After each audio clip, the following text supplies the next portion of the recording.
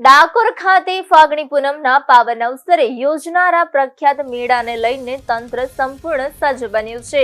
ઠાકોરજીના દર્શનાર્થે લાખો શ્રદ્ધાળુઓ ઉમટવાના અનુમાનને ધ્યાનમાં રાખીને 27 ફેબ્રુઆરીથી 4 માર્ચ સુધી વિશેષ સુરક્ષા વ્યવસ્થા ગોઠવવામાં આવી છે. ખેડા જિલ્લાના પોલીસ અધિક્ષક વિજય પટેલના માર્ગદર્શન હેઠળ સમગ્ર મેળા વિસ્તારને સુરક્ષા કવચ હેઠળ આવરી લેવામાં આવ્યું છે. ડાકોર મેળા દરમિયાન ખાસ કરીને પદયાત્રીઓની સુરક્ષા અને સુવિધા સુનિશ્ચિત કરવા વ્યાપક પોલીસ કાફલો તૈનાત કરવામાં આવ્યો છે. લોખંડી બંદોબસ્તના ભાગરૂપે કુલ 2145 પોલીસ જવાનોની નિમણૂક કરવામાં આવી છે, જ્યારે 150 થી વધુ સીસીટીવી કેમેરા દ્વારા મેળા વિસ્તારમાં 24 કલાક નજર રાખવામાં આવશે. આ ઉપરાંત bomb detection and disposal squad, QRT, LCB અને SOG જેવી વિશેષ ટીમો પણ સુરક્ષા વ્યવસ્થામાં કાર્યરત રહેશે. યાત્રાળુઓને તાત્કાલિક સહાય મળી રહે તે માટે વોટ્સએપ હેલ્પલાઇન નંબર પણ જાહેર કરવામાં આવ્યો છે. તંત્ર દ્વારા યાત્રીઓને શાંતિપૂર્ણ રીતે દર્શન કરી સહકાર આપવા અપીલ કરવામાં આવી છે.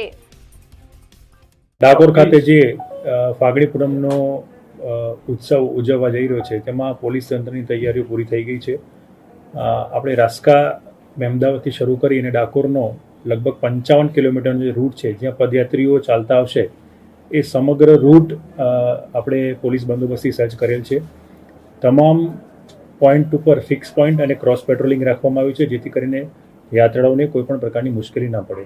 સમગ્ર રસ્તા ઉપર તેમજ ડાકોરમાં કુલ મળીને ટોટલ 18 જેટલા પોલીસ સહાયતા કેન્દ્ર બનાવવામાં આવે છે, જેના પર PA સિસ્ટમ દ્વારા લોકોને માહિતી આપવામાં આવશે. સાથે સાથે જો કોઈ પોતાના પરિવારથી અથવા તો પોતાના સંઘથી વિખૂટું થયું છે તો એ પોલીસ સહાયતા કેન્દ્ર ઉપર જઈ અને ત્યાં પોલીસની મદદ લઈ શકે છે. ડાકોરની વાત કરીએ તો ડાકોરનો જે બંદોબસ્ત છે એ ટોટલ 8 સેક્ટરમાં વિભાજિત કરવામાં આવે છે, જેમાં 1 SP, 15 DYSP, 32 PI, 108 PSI, 3 SRP company અને કુલ 2145 પોલીસ જવાનોનો બંદોબસ્ત એ ડાકોર ખાતે બંદોબસ્તમાં હાજર રહેશે. આ વર્ષે સરકાર તરફથી 2 ડ્રોન ફાળવવામાં આવ્યા છે, એટલે આ 2 ડ્રોનનો ઉપયોગ પણ બંદોબસ્તમાં કરનાર છીએ. ડાકોરમાં વિશ્વાસ 2 પ્રોજેક્ટ હેઠળ CCTV કેમેરા પણ લગાડવામાં આવ્યા છે. એ સિવાય ડાકોર મંદિર પરિસરના કેમેરા ને અમે એક જ જગ્યાએ લાવી અને અમારા કંટ્રોલ રૂમમાં લગભગ 150થી વધારે કેમેરાનું ફીડ અમને સતત 24 કલાક મળતું રહેશે. એની પર અમારી ટીમ સતત ધ્યાન રાખશે. LCB, SOG અને QRTની ટીમો એ મંદિરની અંદર અને બહાર પણ હાજર રહેશે, જેથી કરીને કોઈ પીક પોકેટિંગ અથવા બીજો કોઈ અનિચ્છનીય બનાવ ન બને. આ સિવાય એક અમે વોટ્સએપ નંબર પણ જાહેર કરીએ છીએ કે જેની ઉપર કોઈ પણ રાહદારીને કોઈ પણ પ્રકારની તકલીફ હોય અથવા તો કોઈ પણ પ્રકારના પિક્ચર્સ અથવા કોઈ માહિતી મોકલવા માંગતા હોય તો એ એની વોટ્સએપ ઉપર મોકલી શકશે. 7211134777. ફરીથી 7211134777. આ અમારો વોટ્સએપ નંબર છે.